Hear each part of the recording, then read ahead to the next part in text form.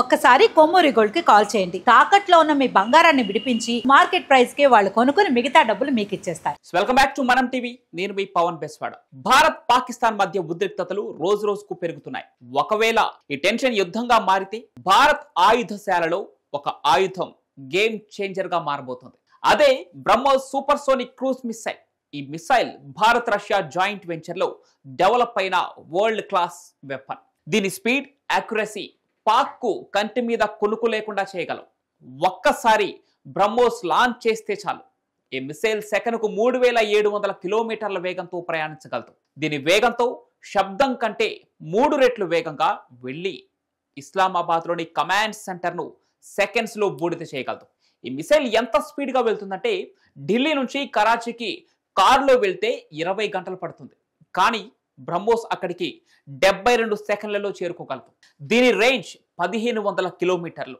అంటే పాకిస్తాన్ లో ఏ మూలన ఉన్న టార్గెట్ అయినా దీని రాడార్ లో ఉంటుంది. బ్రహ్మోస్ ను ల్యాండ్ నుండి మొబైల్ లాంచర్స్ తో, సముద్రంలో యుద్ధ నౌకల నుండి లేదా Su-30 MKI ఫైటర్ జెట్స్ నుండి లాంచ్ చేసే అవకాశం ఉంటుంది. ఉదాహరణకు 2019లో బాలాకోట్ స్ట్రైక్స్ లో భారత్ సర్జికల్ ప్రెసిషన్ చూపించింది. ఇప్పుడు బ్రహ్మోస్ తో అది సెంటీమీటర్ లెవెల్ యాక్యురసీతో కరాచీలోని పాక్ నేవీ షిప్ ను ఈజీగా సముద్రంలో ముంచేయగలదు. ఇక దీని 300 కేజీల హై ఎక్స్ప్లోజివ్ వార్ హెడ్ ఒక బంకర్ ను క్షణంలో నామరూపాలు లేకుండా చేయగలదు. ఒకవేళ బ్రహ్మోస్ తో న్యూక్లియర్ వార్ హెడ్ ఉపయోగిస్తే హిరోషిమా బాంబ్ కంటే 10 రెట్లు ఎక్కువ విధ్వంసం సృష్టించగలదు. ఒకవేళ బ్రహ్మోస్ సాయంతో 200 కిలోటన్ న్యూక్లియర్ వార్ హెడ్ తో ఇస్లామాబాద్ పై స్ట్రైక్ చేస్తే 2 నుంచి 3 కిలోమీటర్ల రేడియస్ లో పూర్తి విధ్వంసం సృష్టించగలదు. 7 కిలోమీటర్లలో సివియర్ డ్యామేజ్, 10 కిలోమీటర్లలో రేడియేషన్ ఎఫెక్ట్ కూడా ఉంటుంది. ఈ ఒక్క హిట్ తోనే ఇస్లామాబాద్ లో ఉండే 10 లక్షల జనాభా పీస్ అయిపోతారు.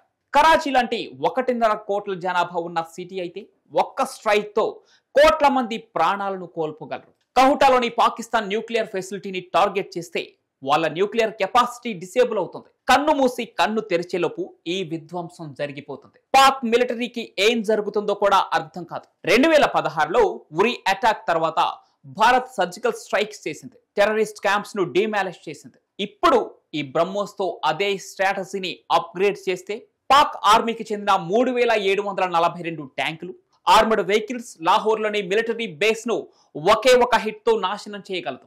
ఇవన్నీ బ్రహ్మోస్ గురించి కొంత మాత్రమే. నిజానికి బ్రహ్మోస్ ఇంతకంటే ఎక్కువ విధ్వంసమే చేయగలదు. బ్రహ్మోస్ అనేది ఒక శాంపిల్ మాత్రమే. ఇలాంటి పవర్ఫుల్ ఆయుధాలు భారత్ వద్ద ఇంకా ఉన్నాయి. అవన్నీ ఒకేసారి కానీ రంగంలోకి దిగాయా అంతే.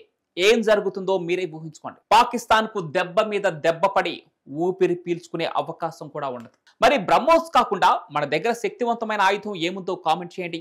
ఈ ఇన్ఫర్మేషన్ మీకు నచ్చితే లైక్ చేసి అప్డేటెడ్ వీడియోల కోసం మనం టీవీని సబ్స్క్రైబ్ చేసుకోండి.